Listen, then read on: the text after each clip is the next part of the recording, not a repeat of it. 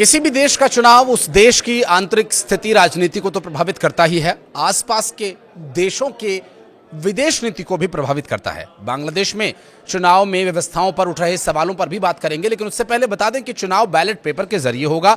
हर polling booth पर आम चुनाव के साथ साथ रेफरेंडम की प्रक्रिया के लिए मतदान अलग से होगा। नमस्कार, मैं हूं आशीष त्रिपाठी। चुनाव आयोग ने बताया कि ज्यादातर सीटों पर आधी रात या उसके कुछ देर बाद ही नतीजे आने की उम्मीद है। शुक्रवार सुबह तक सभी 299 सीटों के नतीजे आ जाएंगे। बांग्लादेश में हिंसा और तनाव की स्थिति को देखते हुए 10 लाख सुरक्षा कर्मचारियों की तैनाती की गई है।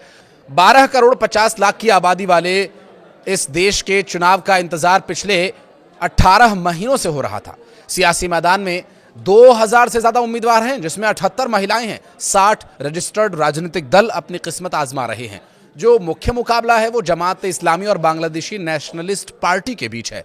हालांकि बांग्लादेश में ये पहला चुनाव है जब लंबे समय तक शासन कर चुकी अवामी लीग इस चुनाव में हिस्सा लेने के लिए प्रतिबंधित है। चुनाव आयोग ने 42,659 पोलिंग स्टेशन बनाए हैं, जहां 45,000 ऑब्जर्वर्स नियुक्त किए गए हैं। ये मतदान से लेकर मतगणना तक पर पैनी नजर रखेंगे और वोटिंग से पहले देश भर में दुपहिया वाहनों पर रोक लगा दी गई है। इस चुनाव में बतौर ऑब्जर्वर बांग्लादेश की अंतरिम सरकार ने दुनिया भर के कई देशों और संगठनों को न्योता भेजा है। चुनाव में लगभग 350 विदेशी पर्यवेक्षक चुनाव प्रक्रिया पर नजर रखेंगे और असिस्टेंट रिटर्निंग ऑफिसर तैनात रहेंगे। मतदान से लेकर के मतगणना की प्रक्रिया सुचारू रूप से चल सके, इसके लिए 5 लाख चुनाव कर्मचारियों की ड्यूटी लगाई गई है। लेकिन दिलचस्प होगा यह जानना भी कि क्या शेख हसीना वापस लौट रही है। इस पर काफी चर्चा हो रही है, लेकिन उससे पहले खबर यह है कि बांग्लादेश में पूर्व प्रधानमंत्री शेख हसीना की पारंपरिक सीट गोपालगंज 3 पर मुकाबला काफी दिलचस्प हो गया है। यहां बीएनपी के उम्मीदवार एसएम जिलानी को 2 हिंदू उम्मीदवारों से कड़ी टक्कर मिल रही है। निर्दलीय उम्मीदवार गोविंद चंद्र प्रमाणिक और गणो फोरम के दुलाल चंद विश्वास को मजबूत दावेदार यहां पर माना जा रहा है। गोपालगंज 3 सीट पर टुंगीपाड़ा और कोटालीपाड़ा इलाके आते हैं, जिसमें टुंगीपाड़ा में करीब 26% और कोटालीपाड़ा में 47% से ज़्यादा हिंदू आबादी है। और ये इलाका शेख मुजीबुर रहमान की जन्मस्थली है और लंबे समय से अवामी लीग का गढ़ मानी जाती रही है। गोविंद चंद्र प्रमाणिक का ये कहना है कि उन्हें लोगों से अच्छा समर्थन मिल रहा है। वहीं एक 23 साल के युवक ने कहा कि अगर वोट नहीं दिया तो हमला या केस भी हो सकता है। उसने कहा कि वोट तो देंगे, लेकिन शायद इस बार बीएनपी को वोट दे। बीएनपी ने भी कई अल्पसंख्यक उम्मीदवारों को मैदान में उतारा हुआ है। 80 हिंदू उम्मीदवारों में से ढाका 1 सीट से योगेश्वर चंद्र रॉय को मजबूत उम्मीदवार माना जा रहा है, जबकि मगुरा में निताई रॉय चौधरी के सामने कोई बड़ा प्रतिद्वंदी नहीं है। वहीं बागेरहाट 1 सीट जो पहले आवामी लीग का गढ़ रही, बीएनपी के कपिल कृष्ण मंडल यहां मजबूत दावेदार माने जा रहे हैं। और वहीं बागेरहाट 4 में सोमनाथ डे भी जीत के लिए दावेदार माने जा रहे हैं। जमात इस्लामी ने भी पहली बार किसी हिंदू उम्मीदवार को टिकट दिया। पार्टी ने खुलना 1 सीट से कृष्णानंदी को मैदान में उतारा है। यहां मुकाबला बीएनपी के आमिर एजाज खान और सीपीबी के किशोर कुमार रॉय के बीच है। कृष्णानंदी अपने सरल और मजाकिया अंदाज की वजह से सोशल मीडिया पर काफी चर्चा में भी रहे हैं। और चुनाव आयोग के मुताबिक 90% पोलिंग स्टेशंस पर सीसीटीवी कैमरास लगाए गए हैं। पूरे देश में 70 रिटर्निंग ऑफिसर्स और 1000 अधिकारी तैनात किए गए हैं। अब ये जानते हैं कि इस चुनाव से भारत पर क्या असर पड़ेगा। देखिए, बांग्लादेश का चुनाव आम चुनाव है, वहां की राजनीति को तो तय करेगा ही। आगे भारत के ये करीब रहेगा या नहीं रहेगा, ये भी इस चुनाव से तय होगा। ये भारत के करीब रहेगा या पाकिस्तान या चाइना की तरफ झुकेगा। दरअसल इससे साउथ एशिया का पावर बैलेंस बदल सकता है। इस वजह से इस चुनाव को बेहद अहम माना जा रहा है। बांग्लादेश साउथ एशिया के पावर बैलेंस के लिए ये इसलिए अहम है क्योंकि ये देश भूगोल, राजनीति, अर्थव्यवस्था और रणनीतिक हितों चारों ही मोर्चों पर एक साथ असर डालता है। बांग्लादेश भारत के पूर्वोत्तर राज्यों को लगभग चारों तरफ से घेरता है। भारत का नॉर्थ ईस्ट सिलीगुड़ी कॉरिडोर के जरिए भारत से कनेक्ट होता है। ऐसे में बांग्लादेश की भूमिका भारत के लिए कनेक्टिविटी, सुरक्षा, सप्लाई लाइंस के लिहाज से बेहद संवेदनशील हो जाती है।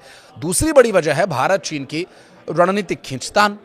चाइना पिछले कुछ सालों में बांग्लादेश में बंदरगाह, सड़क, बिजली और इंफ्रास्ट्रक्चर में भारी निवेश कर चुका है। बांग्लादेश अगर चीन के ज्यादा करीब जाता है तो यह भारत के लिए सीधा रणनीतिक झटका होता है। खासकर बंगाल की खाड़ी और इंडियन ओशन रीजन में बांग्लादेश की समुद्री सीमा इस इलाके को रणनीतिक रूप से बहुत महत्वपूर्ण मानी जाती है और यह इलाका ग्लोबल शिपिंग, एनर्जी रूट्स और नौसैनिक गतिविधियों के लिए बेहद संवेदनशील है। चौथा फैक्टर है इस्लामिक रणनीति और कट्टरपंथी।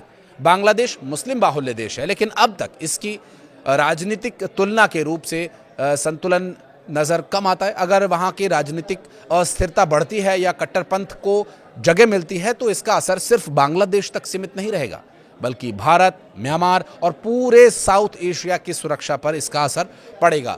हसन महमूद ने बांग्लादेश में होने जा रहे निष्पक्ष चुनावों को निष्पक्ष नहीं बताया। उनका कहना है कि यहां निष्पक्षता ही असल सवालों के घेरे में है। कहा यह जा रहा है कि कोई लोकतांत्रिक चुनाव नहीं बल्कि एक सुनियोजित चुनाव।